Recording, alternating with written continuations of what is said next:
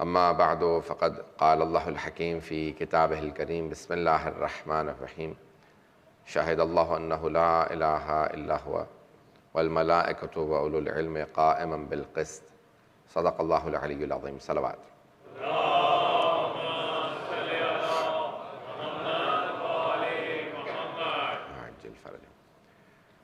As we started the topic of Imamat yesterday, the divine leadership, we mentioned a few qualities that the Imam is chosen from Allah subhanahu wa ta'ala, and we give proofs from the Holy Quran. The Imam is the successor to the Holy Prophet.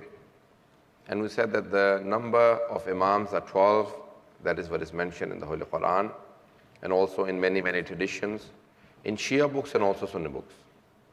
That's where we stopped, and I want to continue further, just answering one question, and then I want to continue on the topic of Imamat, one of the other conditions that I would like to talk about for today. The question is that did the Aimma alayhimu salam, or especially the first two Imams, pay allegiance, or the first three Imams pay allegiance to the Khulafa in their time? That is the question. In fact, the question is about four Imams. The first three Imams and Imam Rida alayhi salam. Not for the other Aimma so much, but for the first three Imams and Imam Rida alayhi salam, did they ever pay allegiance? Did they ever do bay'at to the Khulafa of their time? And many times you hear contradictory things from, some of the Sunni brothers say that the Imams, especially Ali ibn Abi Talib alayhi salam, paid allegiance. So some of our people sometimes mistakenly also say that the Imams paid allegiance. Today I would like to give you a proof from Sahih Bukhari that the Imams did not pay allegiance. From Sayyid al-Shuhada, very clearly it says, when Yazid asked him for bay'at, he said, Mithli la yubaya'u mithlah. Someone like me will never pay allegiance to someone like Yazid. So it's very clear that Sayyid al-Shuhada has not paid allegiance to anyone. But the question comes for Yazid's father and for the Imams to pay allegiance to the Khulafa, especially the first Khalifa, not the others. Paying attention, everyone? Now, in Sahih Bukhari Kitab al-Ahkam, there is a khutbah, there is a sermon by the second Khalifa himself. When he became the Khalifa, he delivered a sermon. He said, Kanat bay'atu Abi Bakrin faltatan. The bay'at of Abi Bakr, he says, the second Khalifa says, was a mistake. Allah subhanahu wa ta'ala saved the ummah from the shar and the evil of the bay'at. This is in Sahih Bukhari from the second Khalifa Kitab al-Ahkam, Bab Rajmul Hubla, where he talks about the bay'at, how it happened. He goes into details. I'm not going to go into too much details, but it says that it was a mistake. And then he goes on to say, and many of Ansar and Muhajirin did not pay allegiance to the first Khalifa. وَلَمْ يُبَايُوا كَثِيرًا مِنَ الْمُهَاجِرِينَ وَالْأَنصَارِ. Many of Muhajirin, meaning the people who migrated from Mecca to Medina, and many of the Ansar, people of Medina. So the Meccans and many of the Meccans and Medinites did not pay allegiance to the first Khalifa. لَمْ يُبَايُوا كَثِيرًا مِنَ الْمُهَاجِرِينَ مِنْهُمْ عَلِيٌّ وَزُبَيْرٌ. Amongst the people who did not pay allegiance to the first Khalifa, amongst them were Ali and Zubair.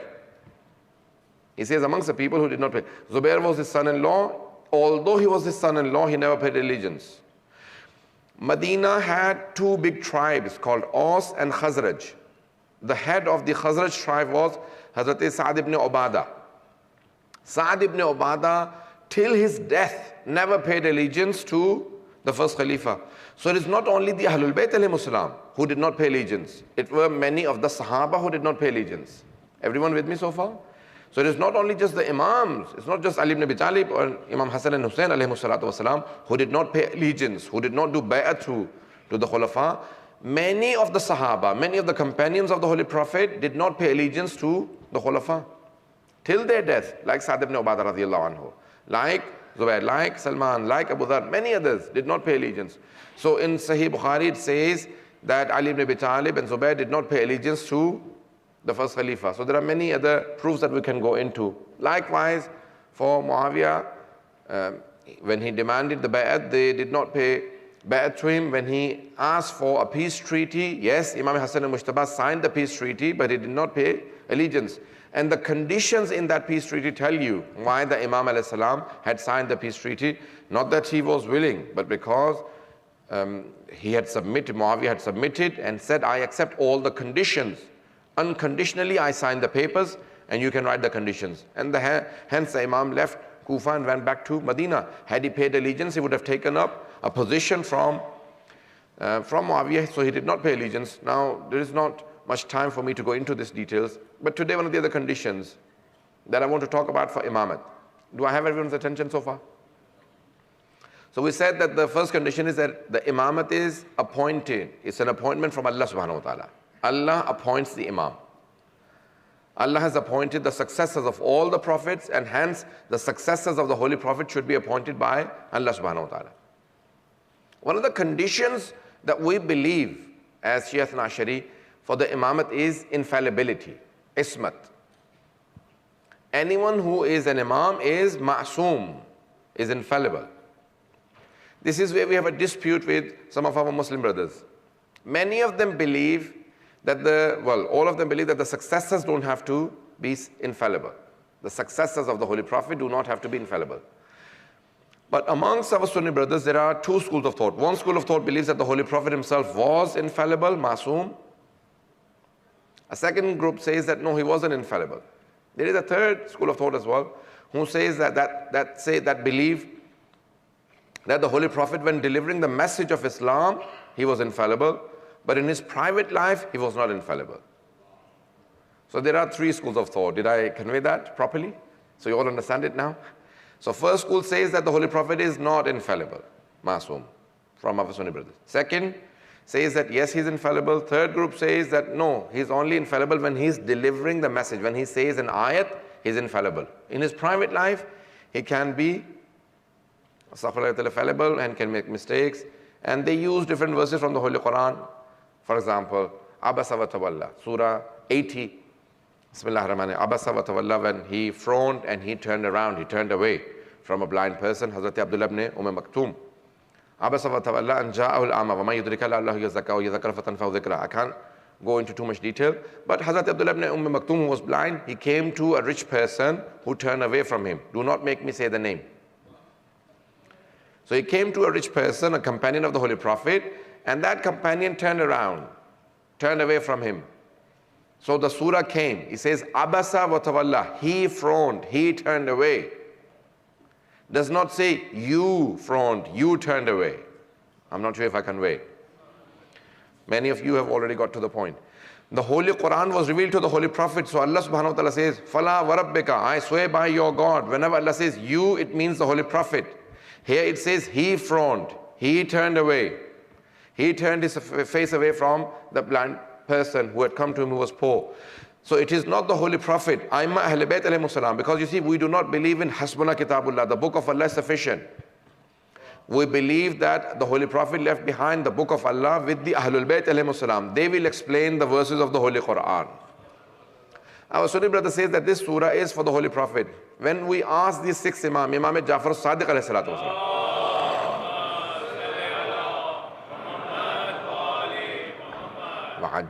the Imam al-Islam said this surah is, this ayat, Abasa wa Tawalla, this surah is not for the Holy Prophet, it is for a companion who was very arrogant and he was well off and he basically turned away. So when we ever tell, I remember in a discussion with some of our Sunni brothers, I was telling them, some of the scholars, I said, look, this is not a surah for the Holy Prophet, it is for so-and-so companion. I said the name there because it was a discussion. He said, Astaghfirullah Rabbi wa atubu ilayh. You Shias need an excuse to say something about the Sahaba. I said, please record yourself and listen to your own self. You are willing to accept that this verse is for the Holy Prophet, but you're not willing to accept that it is for a companion. I'm not sure if I conveyed that. You see, it is so difficult sometimes that you think that sometimes the Muslims listen to a verse and say, no, this is for the Holy Prophet, he was not. Just to say that his successors were fallible, they were sinful, they were common people. They want to bring down the Holy Prophet to the stature and the status of those people they want to be the successors of the Holy Prophet, that they want to show that the Holy Prophet was similar to those people. So they say that the Holy Prophet frowned and he turned away. Our belief, according to the teachings of Ahlul Bayt alayhimus salam, it is about a companion. Likewise other verses. But now just one proof from the Holy Quran.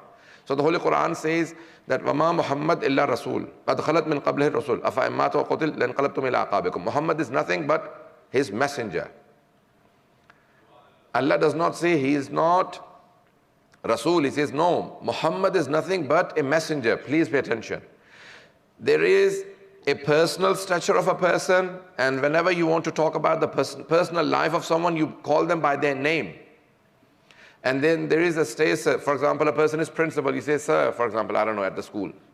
Or a person who's a manager at a bank, or I don't know, an authority, a person who has and not just an authority or any title. So you call them by their title. Allah subhanahu wa ta'ala does very few places in the Holy Quran, only 4 times, calls the Holy Prophet by his name. He says, Wama Muhammad illa Rasul. Muhammad is nothing but a messenger. He does not say that he is not a Rasul but Muhammad. He says he's not Muhammad but a messenger. Please pay attention, everyone. He is nothing but a messenger. Muhammad is nothing but a messenger. So he has no personal life. He has no personal status. He has no personal relationship. Everything is Rasul. Wama Muhammad illa Rasul. Muhammad is nothing but a Rasul, but a messenger of Allah subhanahu wa ta'ala. He is nothing but a messenger. Pay attention. He is nothing but a messenger. He is not the son of Abdullah, but a messenger of Allah subhanahu wa ta'ala. He is not the son of Amina, but a messenger of Allah subhanahu wa ta'ala. He is not the brother of Ali, he is a messenger of Allah subhanahu wa ta'ala. He is not the father of Fatima, but a messenger of Allah subhanahu wa ta'ala. He is not the grandfather of Hassan and Hussein, but a messenger of Allah subhanahu wa ta'ala. He is not the husband to the wives, he is the messenger of Allah subhanahu wa ta'ala. He is not a nephew of Abu Talib, he is a messenger of Allah subhanahu wa ta'ala. He is not the grandson of Abdul Muttalib, he is a messenger of Allah subhanahu wa ta'ala. Now if he stands up for his daughter, it is not a father whose love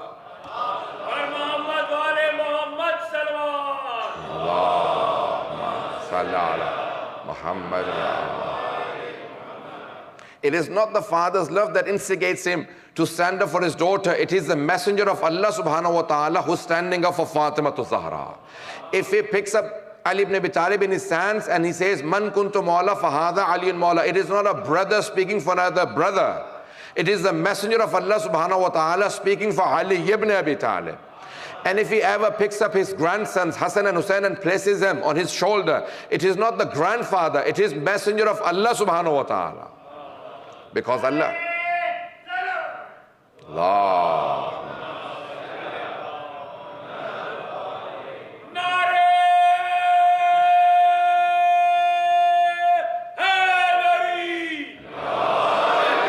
So Allah subhanahu wa ta'ala very clearly says that Wama Muhammad illa Rasul. Muhammad is nothing but a Rasul, a messenger of Allah subhanahu wa ta'ala. And that is the most important thing to remember. It is nothing. There is no personal life where astaghfirullah he could sin. It is always the messengership of Allah subhanahu wa ta'ala. Do I have everyone's attention? We believe because the Holy Prophet is infallible, his successors should also be infallible. That's our difference with some of our Sunni brothers. They say no, it is not necessary. Hang on. Were the successors of all the messengers chosen by Allah subhanahu wa ta'ala? They were all prophets, and they were all either prophets or mursalin messengers, and they were infallible. He said yes, but the nubuwwat has finished, so therefore the successors of the Holy Prophet are not necessarily infallible. That's their argument. Do you all understand their argument? And now I'm going to be giving the proof for our argument. Number one, because we're answering them, so I'll give one hadith from their side, and then I'll give you 2 ayat, if the time allows me, as a proof for the infallibility of Aimma Ahlul Bayt alayhimus salam, if you're willing to listen. One hadith, our Sunni brothers say that all Sahaba are radiyallahu anhum. May Allah be pleased with all of them. So they are all radiyallahu anhum, except for Ali ibn Abi Talib. Hang on, is he not radiyallahu? No, he is not. What is he then? He is karramallahu wajhahu. Allah has honored and blessed his face. Karramallahu wajhahu. Allah has blessed his face. Allah has honored his face. How? What is the honor about Ali ibn Abi Talib? We're asking them. They say all Sahaba are radiyallahu anhum for except for Ali ibn Abi Talib. He is karramallahu wajhahu. Allah blessed his face. How? They say that before the Holy Prophet announced that he is a messenger, all the Sahaba used to worship idols and used to bow down before idols. Except for Ali ibn Abi Talib. Never once in his life he bowed down before idols. Allah subhanahu wa ta'ala has blessed him that he never bowed down before idols. He has never worshipped an idol. So Allah subhanahu wa ta'ala has made him karramallahu wajhahu. Allah has blessed his face. He's never bowed down before idols. My brothers, all the people that are listening, I'm going to give you a verse from the Holy Quran which is very famous, and every Shia child knows this verse, which is Ayat-e-Tathir. إِنَّمَا يُرِيدُ اللَّهُ لِيُذْهِبَ عَنْكُمُ الرِّجْسَ أَهْلَ الْبَيْتِ وَيُطَهِّرَكُمْ تَطْهِيرًا.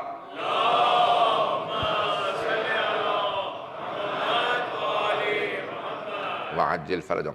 Allah subhanahu wa ta'ala very clearly says, O Ahlul Bayt, إِنَّمَا يُرِيدُ اللَّهُ, it is Allah's intent to keep away rijs. إِنَّمَا يُرِيدُ اللَّهُ لِيُذْهِبَ عَنْكُمُ الرِّجْسَ أَهْلَ الْبَيْتِ. Ayatollah Jawadi Amali, who's writing a tafsir of 100 volumes called Tasneem, more than 40 volumes have been published. He has a whole debate on Ayat-e-Tathir. Many scholars have written books on Ayat-e-Tathir.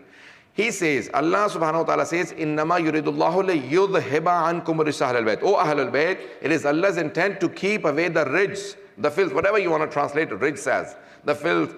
Allah wants to keep the filth away from you. Allah wants to keep away the filth, rijs away from you. O Ahlul Bayt, Allah intends nothing but to keep rijs away from you.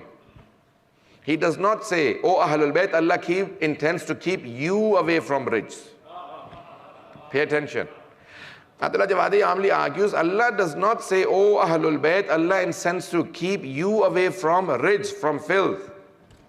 Had he said that Allah intends to keep you away from rijs, would have meant that they would have wanted to go to the filth, but Allah would have kept them away. But Allah says, O Ahlul Bayt, I would keep the filth away from you. I would keep the rijs away from you. Rijs would want to come to you, but I would keep it away. So anyone who stays away from Ahlul Bayt, they are declaring themselves that Allah has kept them away. I have not said anything. So Allah subhanahu wa ta'ala says, Allah will keep rijs away from Ahlul Bayt. Please everyone pay attention. This is a topic that I need at least 2 hours, but I'm going to try and conclude everything within few minutes. The entire book, even if you sat down to read the book of Ayatollah Jawadi Amali and other scholars, it would take you a few hours. And I want to put all of those few hours in a few minutes. If you all pay attention, inshallah, I will give you a conclusion. So Ayatollah Jawadi Amali says that Allah keeps the rijs away from Ahlul Bayt. Allah keeps the rijs away from Ahlul Bayt. Ahlul Bayt remain where they are. Rijs tries to come to them. Allah keeps it away. Let's see what is rijs, which I'm not translating into English. Filth or whatever you want to translate it as. Allah has used the word rijs 10 times in the Holy Quran. It has 3 letters, Ra, Jim, and Sin.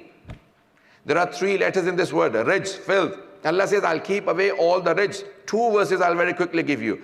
فَجْتَنِبُوا رِجْسًا مِنَ الْأَوْثَانِ وَجْتَنِبُوا قَوْلَ الزُّورِ إِنَّمَا الْخَمْرُ وَالْمَيْسِرُ وَالْأَنْصَابُ وَالْأَزْلَامُ رِجْسٌ مِّنْ عَمَلِ الشَّيْطَانِ. Indeed, drinking, gambling, ansab and aslam, these games, all games, are all rijs. Allah says, I will keep away rijs, filth away from Ahlul Bayt. Fajtanibu rijsa min al-athan. Idol worshipping is rijs. Idol worship is rijs. Some people have already got to it. I need everyone's attention. Fajtanibu rijsam min al-athan. Wathan is an idol. Athan is a plural. Allah says, refrain from idol worshipping. It is rijs. Wajtanibu qawl az-zur. Do not impose your teachings on others. That is rijs.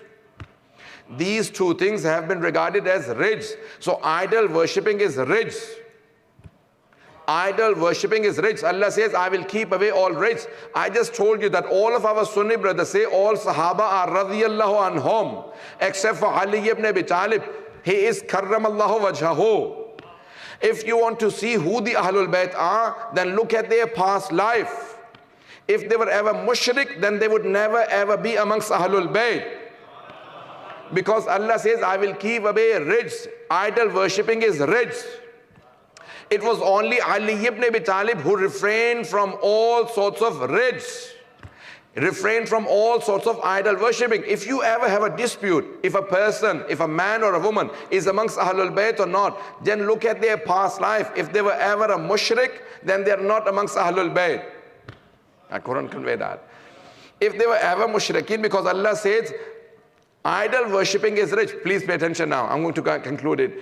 Idol worshipping is rich. Allah keeps the rich away from Ahlul Bayt. Allah subhanahu wa ta'ala very clearly says, these are all the things that are rich. It is only Ali ibn Abi Talib that has refrained from idol worshipping. Parvardigar alam, तूने कैसा कानून बनाया? मैं इसको उर्दू में कह दूंगा, फिर दोबारा अंग्रेजी में दोहरा दूंगा, ताकि वो अफराद जो पहुंच सकते हैं मेरी उर्दू के जरिए पहुंच जाएंगे. परवरदिगार ने हर तरह अहले बैत अलैहिस्सलाम से हर तरह के रिज्क को दूर रखा है. हर तरह के रिज्क को कहा, हर वो चीज जो रिच होगी आले मोहम्मद से दूर रहेगी. जिस पे इख्तिलाफ होना कि ये अहले बैत में है या नहीं है, उसके साबिक़ को देख लीजिएगा, साबिक़ा जिंदगी को, पास को देख लीजिएगा. जहां जहां शिरक हो, जहां जहां गुनाह हो, जहां कभी भी शराब रही हो, जहां कभी भी जुआ रहा हो, वो आले मोहम्मद में नहीं हो सकता, वो अहले बैत में नहीं हो सकता. अगर कभी आपसे कोई कहे ना कि अज़वाज अहले बैत में है, तो आप देख लीजिएगा कि अज़वाज साबिक़ा ज़िंदगी के अंदर सिवाय जनाब खदीजा के मुशरिका रही हैं. अज़वाज कभी अहले बैत में नहीं हो सकती. अहले बैत में बस वही होगा जिसने कभी शिरक ना किया हो.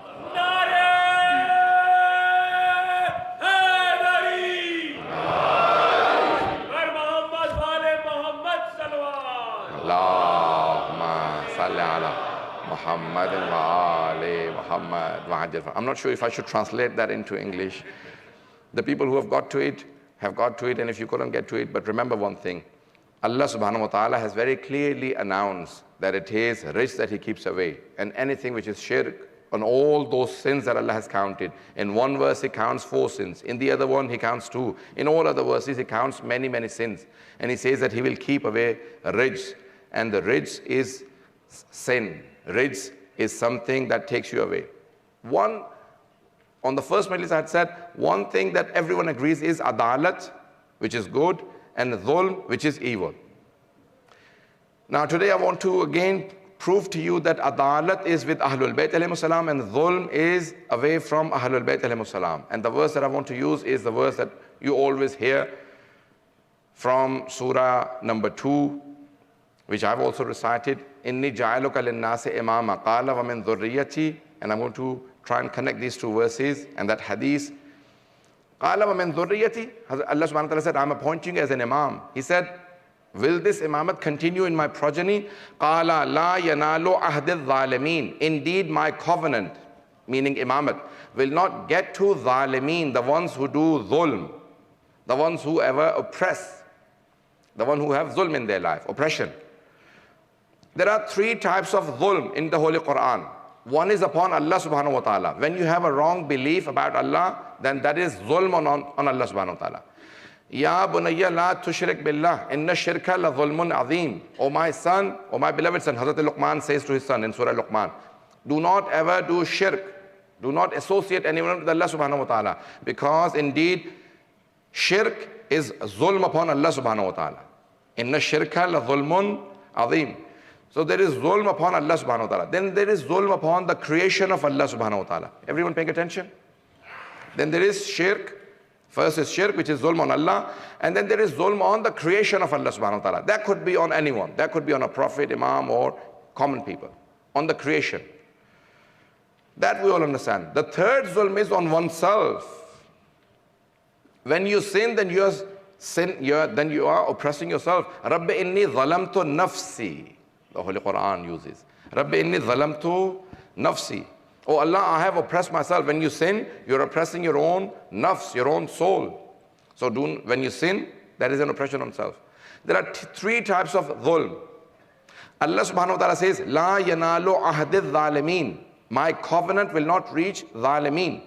Allama Tabatabai says in Al-Mizan, he says you can divide all of the people into 4 categories after this verse. People who were always doing oppression in their previous life will continue to do oppression in the future life. So there will be zulm in their lives, past life and the future life. They will never get imamat. They will never be in position of receiving the divine leadership, imamat. Past life and future life, they have zulm. That zulm could be on oneself, on people, creation, or on Allah subhanahu wa ta'ala. Any sort of zulm is zulm. Does everyone follow that so far? Second category of people who in the past have no dhulm, but in the future will have zulm.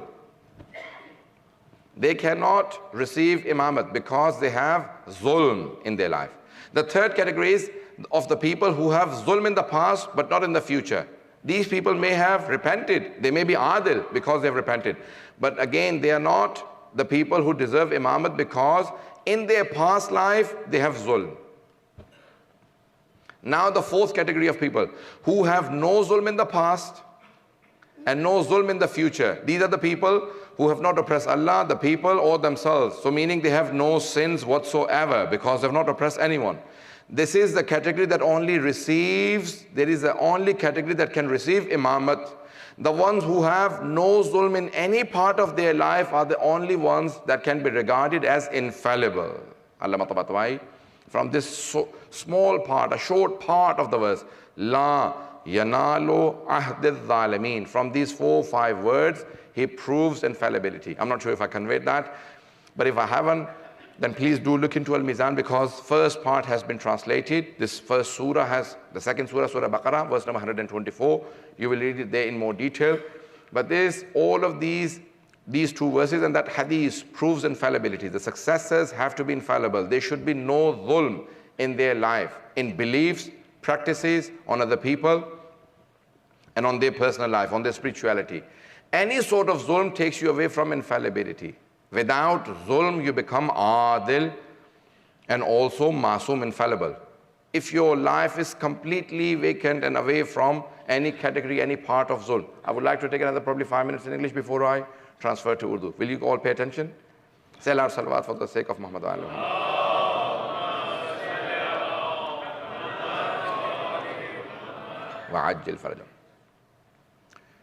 Infallibility is a quality which is seen in one's actions, belief, practices.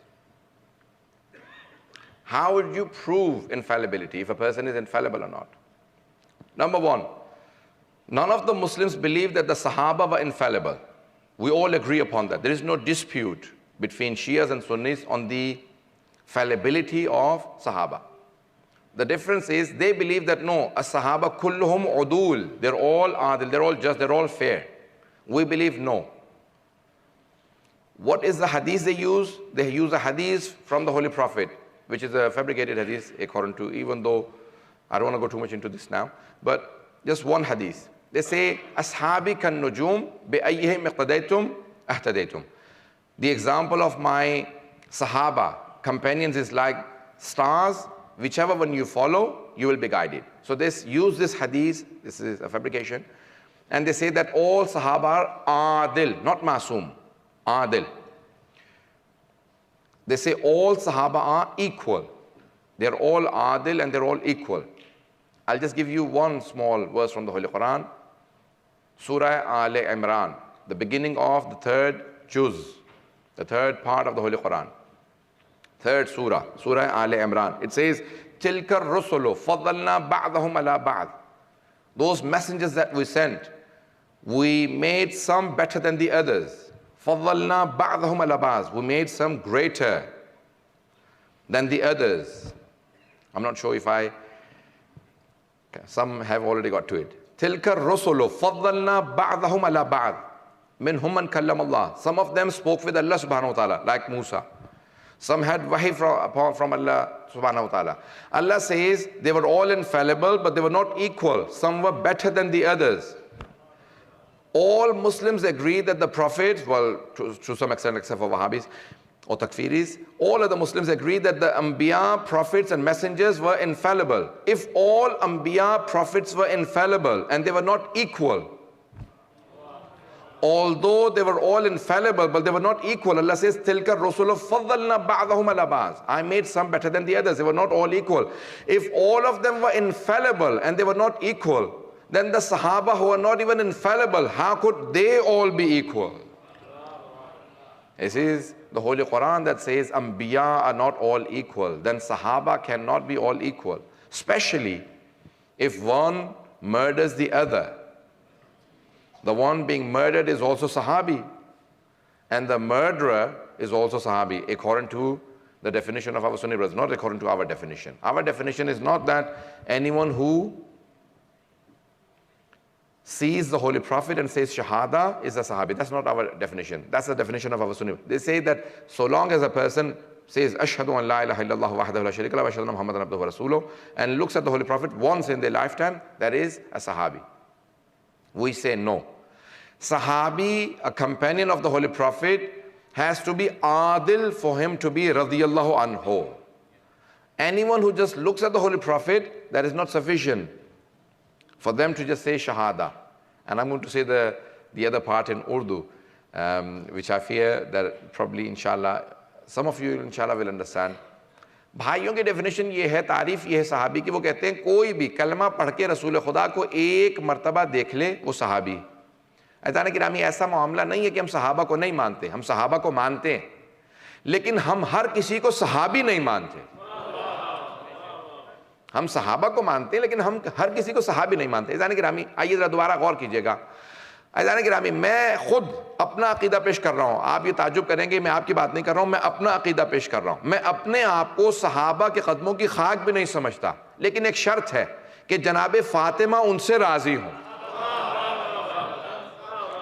اگر جناب فاطمہ ان سے راضی ہوں تو میں اپنے آپ کو ان کے قدموں کی خاک نہیں سمجھتا, لیکن اگر جناب فاطمہ ان سے راضی نہ ہوں تو میں انہیں اپنے قدموں کی خاک نہیں سمجھتا ہوں.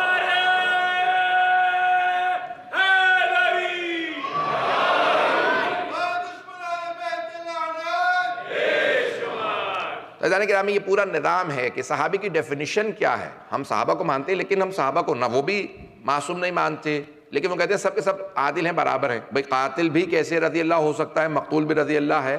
کوئی نظام بھی ہے, یا کہ کوئی چوری کرنے والا بھی تو صحابی تھا, ہاتھ کاٹنے والے بھی صحابی تھے؟ پتہ نہیں توجہ ہے یا نہیں ہے. تو ہم یہ نہیں مانتے کہ کوئی بھی کلمہ پڑھ لے تو اس کے بعد اس کو لائسنس مل گیا کہ جو مرضی گناہ کرتا چلا جائے, جناب سرور کائنات کی توہین کر دے, اہل بیت کی توہین کر دے. نہیں, لائسنس نہیں ہے انسان کے پاس کہ کلمہ پڑھ لیا اس کے بعد لائسنس مل گیا, میں نے پیغمبر کو دیکھ لیا, میں جو مرضی کرتا پھروں. ایسا نہیں ہے. جب تک کہ آل محمد کو کوئی راضی نہ کرے. تو ہماری پورا نظام یہ ہے کہ امامت کے لیے عصمت شرط ہے. میں زیادہ وقت نہیں لوں گا آپ حضرات. عصمت شرط ہے. عصمت یعنی انفیلیبلٹی. امامت کے لیے ہم نے کل پیش کیا تھا آپ کی خدمت میں چند مطالب کو, آج یہ آخری شرط کو پیش کر رہا ہوں, کل انشاءاللہ کچھ اور مطالب شاید علم سے مطالب پیش کروں امامت کے لیے. لیکن آج سن لیجئے کہ امامت کے لیے عصمت شرط ہے. اگر کوئی معصوم نہ ہو تو امام نہیں بن سکتا. انبیاء کے سارے جو جانشین تھے, وہ انبیاء کے ائمہ کے, بلکہ انبیاء کے جتنے بھی جانشین ہیں, سکسیسرز ہیں, وہ کیونکہ دوسرے نبی تھے, جب چھوٹے نبیوں کے, چھوٹے انبیاء علیہ السلام کے بھی سکسیسرز اور ان کے جانشین معصوم تھے, تو جو سب سے بڑے نبی ہیں, سردار انبیاء ہیں, سید المرسلین ہیں, خاتم النبیین ہیں, ان کے جانشین, ان کے سکسیسرز کیوں معصوم نہیں ہوں گے؟ سارے انبیاء کے جب جانشین معصوم ہیں تو پھر رسول خدا کے بھی جانشین کو معصوم ہونا ضروری ہے.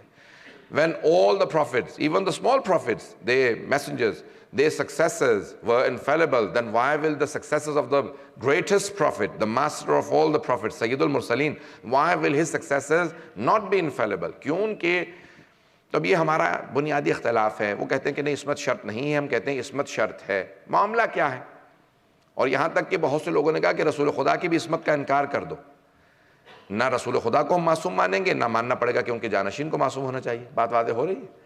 عزیزان گرامی, انہوں نے یہ دیکھا کہ ہم جن کو ہم نے مانا ہے رسول خدا کا جانشین, انہیں ہم اٹھا کے پیغمبر کے درجے پہ تو لا نہیں سکتے, تو کیوں نہ ہم پیغمبر ہی کو ان کے درجے پہ لے آئیں, تاکہ آسان ہو جائے یہ کہنا کہ بھئی نہ رسول خدا معصوم تھے اس لیے ان کے جانشین کا معصوم ہونا ضروری نہیں ہے. معاذ اللہ. عزیزان گرامی, رسول خدا کی عصمت ثابت ہے. اب کیسے ثابت ہے؟ صرف ایک آیت کو پیش کروں گا. وَمَن يُطِعِ الرَّسُولَ فَقَدْ أَطَاعَ اللَّهَ. وَمَن يُطِعِ الرَّسُولَ فَقَدْ أَطَاعَ اللَّهَ. جس نے بھی رسول خدا کی اطاعت کی, whoever obeyed the holy prophet has obeyed Allah subhanahu wa ta'ala. This proves the infallibility of the holy prophet. There are many, many verses, but just one verse from the Holy Quran.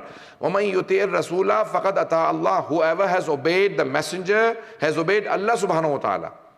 Ya Allah, you should have said it the other way around. Whoever obeys Allah has obeyed the messenger. But Allah says, no, whoever obeys the messenger has obeyed Allah subhanahu wa ta'ala. وَمَن يُطِعِ الرَّسُولَ فَقَدْ أَطَاعَ اللَّهَ. Whoever obeys the messenger has obeyed Allah subhanahu wa ta'ala. Allah does not say whoever obeys Allah has obeyed the messenger. Because many people would have said, I'm obeying Allah subhanahu wa ta'ala, I don't need to obey you. To the Holy Prophet they would have said. But Allah said, no, if you want to obey me, then make sure you obey my messenger. His obedience is my obedience. His obedience. Now, he has to be infallible, because if he was not infallible, then Allah would never ever say that obedience to him is obedience to me. Because if he is fallible, if he makes mistakes, and if he ever makes a mistake, then Allah would not say his obedience is my obedience, because you have gone astray. You have followed him, he has made a mistake, and that is his obedience. But Allah says, no, if you obey him, you have obeyed me. That means he's infallible, because whenever you obey him, it makes sure that you have obeyed me. That is infallibility. یہ عصمت ہے. رسول خدا معصوم ہے. اگر کبھی بھی معاذ اللہ ان سے خطا کا امکان ہوتا تو اللہ کبھی نہ کہتا جس نے میرے رسول کی اطاعت کی اس نے میری اطاعت کی. اب اگر رسول خدا معصوم ہے تو پھر جانشین کو بھی معصوم ہونا چاہیے. صرف ایک واقعے کی طرف اشارہ کروں گا, شاید میں نے کسی دن کس جگہ پیش کیا. اب رسول خدا معصوم, اللہ نے قرآن سے کہا جس نے میرے رسول کی اطاعت کی ہے اس نے میری اطاعت کی, جس نے رسول خدا کی اطاعت کی اس نے اللہ کی اطاعت کی. برعکس نہیں کہا اللہ نے کہ جس نے میری اطاعت کی اس نے میرے رسول کی اطاعت کر لی. کیونکہ بہت سے ایسے تھے اور آج بھی ہیں جو کہیں گے میں اللہ کی اطاعت میں, مجھے رسول کی اطاعت کی ضرورت نہیں ہے. اور رسول خدا نے کیا فرمایا؟ لحمہم لحمی و دمہم دمی. اگر میں جملہ پہنچا پاؤں, لحمہم لحمی, تھوڑی سی توجہ کریں گے. لحمہم لحمی کہہ رہے ہیں ان کا گوشت میرا گوشت, ان کا خون میرا خون. پیغمبر کو کہنا یہ چاہیے تھا میرا گوشت ان کا گوشت, میرا خون ان کا خون. بھئی پیغمبر کا خون ہے نا جناب سیدہ کے اندر, امام حسن حسین کے اندر. رسول خدا کا گوشت ہے جناب سیدہ امام حسن حسین میں, لیکن نہیں, پیغمبر یہ نہیں کہہ رہے میرا گوشت ان کا گوشت, میرا خون ان کا خون. اللہ اکبر, اگر میں پہنچا پایا. پیغمبر فرما رہے ہیں ان کا گوشت میرا گوشت, ان کا خون میرا خون. کبھی بھی بے ادبی نہ کرنا کہ بھئی ہم تو پیغمبر کے اطاعت میں ہیں, آل کو نہیں مانتے. کا خبردار, کبھی بھی انہیں نہ چھوڑنا, انہی کا گوشت میرا گوشت ہے, ان کا خون میرا خون ہے. ان کی اطاعت کرو گے تو میری اطاعت کی ہے, ان کا ہاتھ میرا ہاتھ ہے. پتہ نہیں بات پہنچ رہی ہے نہیں پہنچ. تو حبیب خدا نے بڑے واضح الفاظ میں کہہ دیا کہ تم نے اگر آل کی اطاعت کی ہے تو میری اطاعت کی ہے. اب یہ حدیث ہے بڑی مشہور و معروف شیعہ سنی کتابوں میں, حتیٰ سنی ٹی وی پہ بھی ہر جگہ پہ چل رہی ہے کہ رسول خدا نے فرمایا الحسین منی و انا من الحسین, حسین مجھ سے میں حسین سے. الحسین منی و انا من الحسین. بھئی یہ تو سب سمجھ سکتے ہیں کہ امام حسین رسول خدا سے, ہر نواسہ نانا سے ہوتا. Every grandson is from the grandfather. But how is the grandfather from the grandson? Have you ever paid attention to this hadith? Al-Husayn minni wa ana min al-Husayn. Hussein is from me. Yes, that part we all understand. Wa ana min al-Husayn, and I am from Hussein. کبھی آپ نے سوچا یہ حدیث شیعہ سنی سب مانتے ہیں اور سب پڑھ رہے ہیں. میں اپنے بھائیوں سے کہوں گا ذرا تھوڑا سا اس حدیث پہ سوچ لیں. وہ جو امام حسین کو معصوم نہیں مانتے خود معصوم ماننے لگیں گے. عزیزان گرامی یہ حدیث بہت عظیم حدیث ہے. بس ایک کنکلوژن دوں گا, وقت نہیں ہے. جناب سرور کائنات کہہ رہے ہیں الحسین منی, حسین مجھ سے ہیں. ہر نواسہ نانا سے ہوتا ہے. یہ نانا نواسے سے کیسے ہوتا ہے؟ ابھی اللہ کے میں نے فرمان کو پیش کیا تھا کہ اللہ نے کہا وما محمد اللہ رسول, محمد کچھ نہیں بس اللہ کے رسول ہیں. تو پیغمبر فرما رہے ہیں میری حقیقت میری رسالت ہے, میرا دین ہے, میرا اسلام ہے, میرا قرآن ہے, یہ میری حقیقت ہے. اگر میری حقیقت کو سمجھنا ہے تو دیکھو میں حسین سے ہوں. کربلا تک امام حسین رسول خدا سے, کربلا کے بعد رسول خدا امام حسین سے.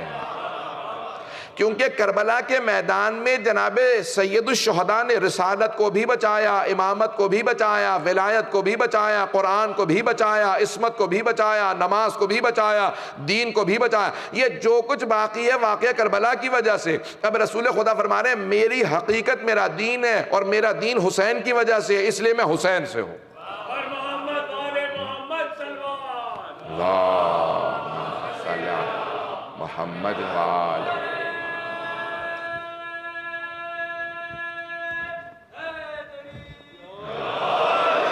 یہ بات پہنچ گئی ہے عزیزان گرامی کہ حبیب خدا کتنی باعظمت بات کہہ رہے ہیں کہ میں حسین سے ہوں. الحسین منی و انا من الحسین, حسین مجھ سے اور میں حسین سے ہوں. عزیزان گرامی آج دین باقی ہے تو جناب سید الشہداء کے صدقے میں باقی ہے. یہ ہم نماز پڑھتے ہیں, نماز امام حسین کی وجہ سے. آپ نے کبھی سوچا نماز کے بعد واجب نہیں ہے. یہ نماز ہی کے بعد مستحب کیوں ہے کہ کہیں السلام علیکہ یا ابا عبداللہ الحسین؟ کبھی سوچا؟ اور بعض علماء نے تو یہاں تک کہا ہے, کسی نے پوچھا مولانا آغا سے, آغا مرحوم سید عبدالہادی سے, کہا آغا کانسنٹریشن نہیں ہوتی نماز میں تو کیا کروں؟ کہا نماز سے پہلے کہو السلام علیکہ یا ابا عبداللہ الحسین, اور نماز کے بعد بھی مستحب ہے السلام علیکہ یا ابا عبداللہ الحسین. یہ نماز ہی کے بعد کیوں مستحب ہے؟ کیونکہ نماز ہے عبادت, اور امام حسین ہے ابا عبداللہ, عبداللہ کے بابا. کون عبداللہ؟ ٹھیک ہے بعض علماء نے لکھا جناب علیہ السلام کا نام عبداللہ رضی, لیکن زیادہ تر کہتے ہیں نہیں, کنیت ہے امام حسین کی ابو عبداللہ, ابا عبداللہ. جناب سید الشہداء ہیں ابو عبداللہ, عبداللہ کے بابا. عبداللہ کون؟ اللہ کی بندگی کرنے والا, اللہ کا بندہ, اللہ کی عبادت کرنے والا. نماز ہے عبادت. اب جو بھی نماز پڑھتا ہے نماز کے فوراً بعد کہے السلام علیکہ یا ابا عبداللہ, اے ابا عبداللہ, یہ قیامت تک ہر عبادت کرنے والے کے باپ کا نام حسین ہے. پتہ نہیں میں پہنچا پا رہا ہوں یا نہیں, یہ بہت بڑے بزرگ مرجع کیا جملہ ہے. وہ کہتے ہیں قیامت تک جو بھی عبادت کرے گا وہ حسین کا مقروض ہے. وہ کہے یہ نماز باقی ہے تو حسین کے ایک سجدے کی وجہ سے باقی ہے, یہ حسین کی قربانیوں کی وجہ سے عبادات باقی ہیں. تو آپ جب بھی عبادت کریں تو عبادت کے فوراً بعد سلام کریں. یہاں تک کہ روایات میں ہے جب خالی گھر میں بھی داخل ہو تو گھر میں سلام کر کے آنا. تھوڑا سا اگر میں وقت زیادہ لوں گا معذرت, کہ اگر گھر خالی بھی ہو تو سلام کرو. تو ہمارے کو استاد کہتے تھے کہ اگر سلام کرنا ہی ہے تو حسین کو سلام کرو. خالی گھر میں بھی اگر عادت ڈال دو گے کہ امام حسین کو سلام کر کے آؤ تو اس خالی گھر میں خود بخود ملائکہ آنے لگے کہ یہاں حسین کا نام لیا جاتا ہے. اور جب جانے لگو تو ایک مرتبہ سلام کر کے بچوں کو عادت ڈالو, گھر سے جائیں تو کہیں السلام علیکہ یا ابا عبداللہ الحسین, حسین کو سلام. وہ بچہ جو گھر سے جاتے میں حسین کو سلام کرے اور گھر میں آتے میں حسین کو سلام کرے, کیسے ممکن ہے وہ بچہ گمراہ ہو جائے؟ وہ بچہ دین پہ باقی رہے گا, حسین اس کے دین کے ضامن ہوں گے. جس حسین نے دین کو بچایا ہے اس بچے کو بھی گمراہی سے بچائیں گے جو حسین کو سلام کرے. عزیزان گرامی, یہ دین باقی ہے جناب سید الشہداء, یہ دین اہل بیت علیہ السلام کی عظمتوں کا نتیجہ. محمد و آل محمد نے قربانی نے, پیغمبر نے دین کو پہنچایا, حسین نے دین کو بچایا. جناب سید, سننا چاہیں گے 2-4 منٹ اور؟ میں زیادہ زحمت نہیں دے رہا ہوں. عزیزان گرامی, میدان کربلا سے کوئی بچہ بھی بھاگا نہیں ہے. میدان کربلا سے آل محمد کا کوئی بچہ بھی بھاگا نہیں ہے. آپ نے غور کیا؟ کوئی بچہ بھی نہیں بھاگا. جب لوگ کوفے واپس پہنچے نا یزیدی, تو لوگوں نے پوچھا تم بچوں تک کے سر لائے ہو نیزوں پہ, ان بچوں کو کیوں مارا؟ کہا ہم نے بچوں کو نہیں مارا, یہ بچہ کوئی بھاگتا ہی نہیں تھا. کہا حسین نے نہ جانے کیا کر دیا تھا, ہر آدمی جو حسین کی طرف تھا وہ آیا ہی مرنے کے لیے تھا, وہ بھاگنا نہیں چاہتا تھا. پتہ نہیں توجہ ہے یا نہیں. وہ حسین جو ایک رات میں سب کو جنت کا وہ نظارہ کرا دیں کہ معنویت کے اس درجے پہ لوگ پہنچ جائیں کہ پھر وہ جان قربان کرنے میں اپنے فخر محسوس کریں کہ جناب قاسم ابن حسن 13 برس کے ہیں, لیکن جب جناب سید الشہداء فہرست پڑھتے ہیں شہداء کی تو جناب قاسم سوال کرتے ہیں چچا جان کیا میرا نام شہداء کی فہرست میں نہیں ہے؟ سید الشہداء بھی ایک پیغام دینا چاہتے ہیں مجھے اور آپ کو. تو کیا سوال کرتے ہیں؟ کیف الموت عندک, آپ کے نزدیک موت کیسی ہے اے قاسم, موت کو کیسا سمجھتے ہیں آپ؟ تو جناب قاسم نے جواب دیا آپ کے ذہنوں میں ہے, احلا من العسل, شہد سے زیادہ میٹھی. کیوں؟ چچا جان آپ پہ قربان ہونے کا نام اگر موت ہے تو پھر موت شہد سے زیادہ میٹھی ہے. اللہ اکبر. کون ہے جناب قاسم؟ آپ نے غور کیا کہ اگر حسین کسی کو پالیں اور تعلیم دے دیں تو وہاں جناب قاسم کے متعلق ملتا ہے سجدے میں گر گئے, پروردگارہ تیرا شکر ہے تو نے مجھے اس قابل بنایا میں اپنے چچا پہ قربان ہو سکتا ہوں. آپ نے کبھی غور کیا جناب اسماعیل سے متعلق ہے, قرآن کی آیت ہے, جب جناب ابراہیم علیہ السلام نے کہا انی ارا فی المنام انی اذبحک, اے میرے لخت جگر میں خواب میں دیکھ رہا ہوں میں آپ کو ذبح کر رہا ہوں, فانظر ماذا ترى, آپ کی نظر کیا؟ تو کہا کہ ستجدنی انشاءاللہ من الصابرین, افعل ما تؤمر ستجدنی انشاءاللہ من. بابا جان جو اللہ نے آپ کو حکم دیا کر گزریں, آپ مجھے صبر کرنے والوں میں پائیں گے. شہادت تھی جناب اسماعیل کی بھی, اگر مارے جاتے تو شہادت ہوتی, لیکن جناب اسماعیل علیہ السلام صبر کر رہے ہیں. اگر راہ خدا میں مارا جاؤں تو میں صبر کروں گا، لیکن جناب قاسم شکر کر رہے ہیں۔ پتہ نہیں بات پہنچی یا نہیں پہنچی۔ عزیزان گرامی، صبر سے بڑا درجہ ہے شکر کا، صبر سے بڑا درجہ۔ کوئی مصائب پہ صبر کرتا ہے، کوئی مصائب پہ شکر کر رہا ہے، اللہ اکبر، یہ بہت بڑا رتبہ ہے، یہ بہت بڑا رتبہ ہے۔ عزیزان گرامی، امام سجاد علیہ السلام اتنے مصائب دیکھنے کے بعد جانتے کیا کہتے ہیں؟ پروردگارہ میں تیرا کیسے شکر ادا کروں، تو نے آل محمد کو سب سے افضل بنایا ہے، کہ تو نے کبھی بھی کسی مقام پہ اتنے مصائب آنے کے باوجود۔ عزیزان گرامی، میں ایک سوال آپ سے کرنا چاہتا ہوں، 2 جملے سن لیجئے گا، اس سے پہلے میں مصائب بس مختصر پڑھوں گا۔ آج دنیا کے اندر کتنے حالات خراب ہیں؟ The world is going through turmoil. کتنے حالات خراب ہیں؟ ایک حکومت ختم ہوتی ہے، نئی حکومت آ جاتی ہے. One government goes out of the door, another government. Every ruler says one thing. What can I do? There is civil war in the country. The treasury is empty. There is nothing in the treasury. خزانے خالی ہیں، ملک میں خانہ جنگی ہے، حالات خراب ہیں. اور اگر کوئی عصر عاشور میں امامت سنبھال رہا ہو، میں دیکھ رہا ہوں آنکھوں میں آنسو آ رہے ہیں، عصر عاشور میں امام سجاد امامت سنبھال رہے ہیں. آپ سمجھ میں آئے امام کون ہوتا ہے؟ عصر عاشور میں امامت سنبھالتے ہیں. کیا جانتے ہیں کیا حالت ہے؟ بابا کا لاشا تپتی ریت پہ پڑا ہے، پھپھیوں کی چادریں چھینی جا چکی ہیں، مولا کے اپنے گلے میں توق ڈالا جا رہا ہے، ہاتھوں میں ہتکڑیاں، پاؤں میں بیڑیاں، چھوٹی بہن کی بالیاں نوچی جا رہی ہیں. اتنے مصائب ہیں، لیکن امام شکوہ نہیں کر رہے. پتہ نہیں میں بات پہنچا پاؤں یا نہیں. شکوہ نہیں کرتے، پروردگارہ اس حالت میں امامت دی ہے، میں کیسے امامت چلاؤں گا؟ نہیں، پروردگارہ میں تیرا کیسے شکر ادا کروں، تو نے آل محمد کو سب سے افضل بنایا، تو نے اس حالت میں ہمیں امامت دی ہے. عزیزان گرامی، اس امامت کے اندر امام سجاد نے صحیفہ سجادیہ بھی پہنچائی، سجدے کر کر کے کہا. بابا روتے جاتے تھے، لیکن بابا کس مقام پہ کہتے؟ بابا قرآن کی تلاوت شروع کر دیں تاکہ لوگ آپ کے سر کو دیکھیں، میری پھپھیوں کو نہ دیکھیں. ہمارے لاکھوں درود و سلام ہو آل محمد پہ، امام سجاد علیہ السلام کی عظمتوں پہ. کوئی رونے میں بخل نہ کرے. صرف 2 جملے پیش کروں گا. عزیزان گرامی، جب ایک مرتبہ رہائی ملی، امام سجاد واپس چلے مدینے کی طرف.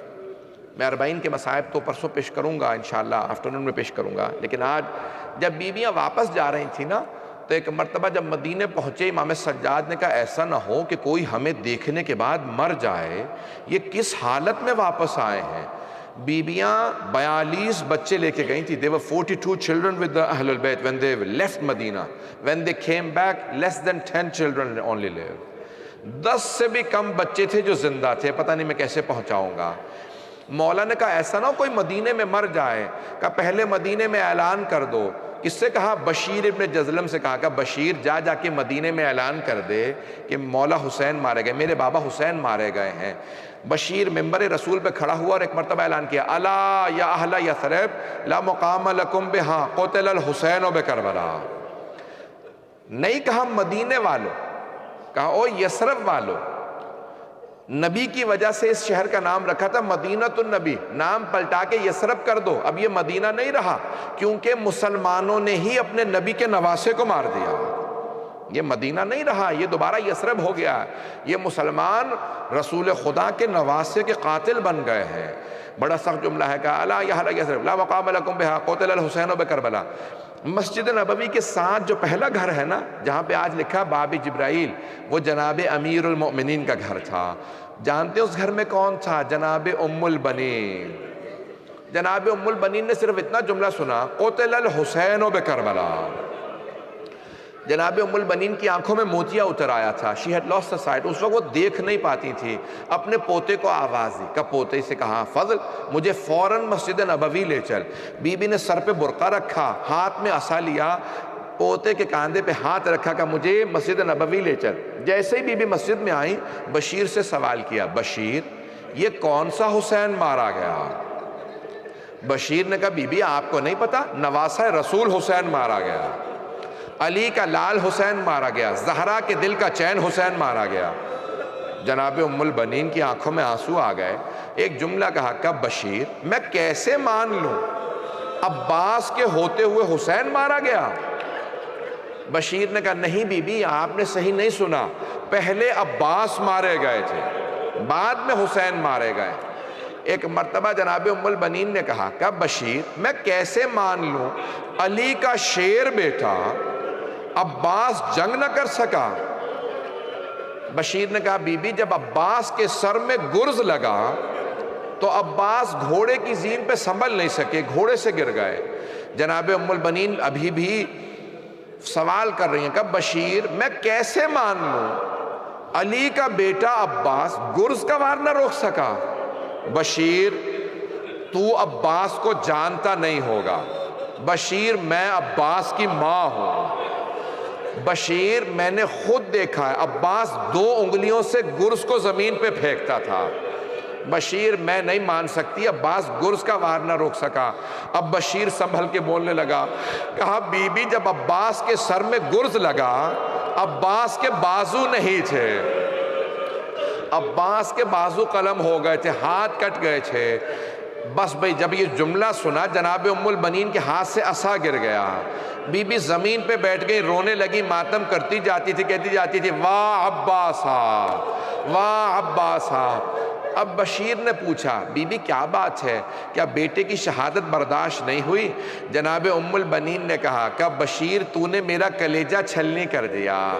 بشیر جب کوئی شہسوار گھوڑے سے گرتا ہے وہ ہاتھوں کا سہارا لیتا ہے، تو کہہ رہا ہے میرے بیٹے کے بازو قلم ہو گئے تھے، میں سوچ سوچ کے رو رہی ہوں جب میرا عباس گھوڑے سے گرا ہوگا اس کا چہرہ زمین پہ لگا ہوگا یا اس کا سینہ زمین پہ لگا ہوگا۔ ایک مرتبہ بی بی نے آواز دی کہ فضل ذرا مجھے جنت البقیع لے چل، 2 جملے سن لیجئے گا، میں تفصیل سے نہیں پڑھوں گا۔ کہا فضل ذرا مجھے جنت البقیع لے چل۔ آئیں جناب ام البنین، بہت بزرگ عالم دین سے میں نے سنا، وہ کہتے ہیں کہ ایک مرتبہ جب جناب ام البنین جنت البقیع آئیں، ایک قبر کی پائنٹی میں بیٹھی، پاؤں کی طرف بیٹھ کے کہا بی بی میرے عباس کو معاف کر دیجئے گا۔ بی بی میرے عباس نے بے وفائی نہیں کی تھی، بی بی پہلے میرا عباس مارا گیا تھا، بعد میں آپ کا حسین مارا گیا، لیکن بی بی میں معافی اس لیے مانگنے آئی ہوں کہ آپ کی بیٹیوں کا پردہ نہیں بچا، بی بی آپ کی بیٹیوں کا پردہ نہیں بچا اس لیے معافی مانگنے آئی ہوں۔ جناب ام البنین نے کیا کیا، روایات میں ہے جناب ام البنین وہیں جنت البقیع میں بی بی کے 4 بیٹے تھے، چاروں کربلا میں مارے گئے، چاروں کے نام سے ایک قبر بنائی کہ یہ میرے عباس کی قبر ہے، یہ عبداللہ کی، یہ جعفر کی، عثمان، سب کی قبریں بنائیں۔